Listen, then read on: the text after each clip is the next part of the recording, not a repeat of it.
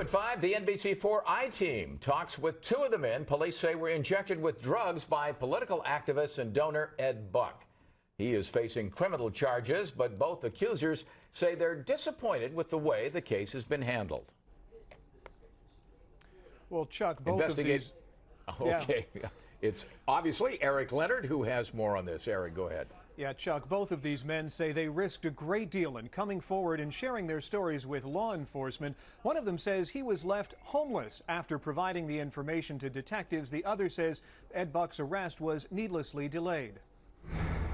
In a telephone interview with NBC4, this man, identified only as Joe Doe in court papers, says he had nowhere to go after he gave detectives what officials said was the critical evidence needed for the arrest. Doe says, "Before I met Ed, before all of this happened, I'd never been out on the streets like this. I always had pride that I had a job and a place to stay."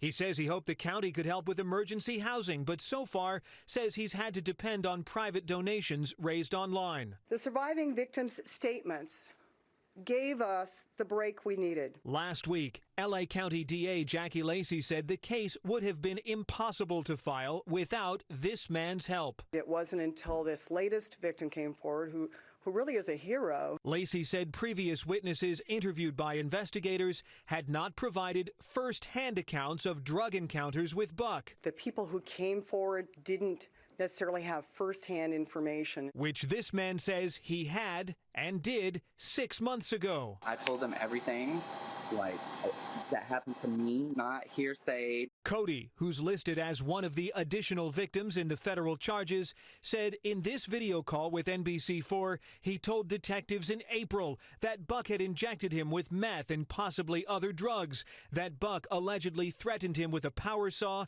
and he says he had the evidence to back it up. I showed them receipts, I showed them payments, I showed them messages, I let them hear voicemails. Cody says he became angry when authorities didn't act for months and says he had only agreed to speak with detectives in the first place to try to prevent someone else from dying inside Buck's home. I did it because those could have been my friends, you know what I mean? It could have been me. It was the right thing to do. Lacey's office told us this afternoon that it reached out twice to Joe Doe to try to get him set up with some kind of housing. It sounds like they reconnected today, so there may be progress there. Lacey's criminal case was put on hold while a federal prosecution goes ahead. Buck is being held with no bail. He returns to court next month. Live in the News Operations Center, I'm investigative reporter Eric Leonard, NBC4 News. Back to you in the studio.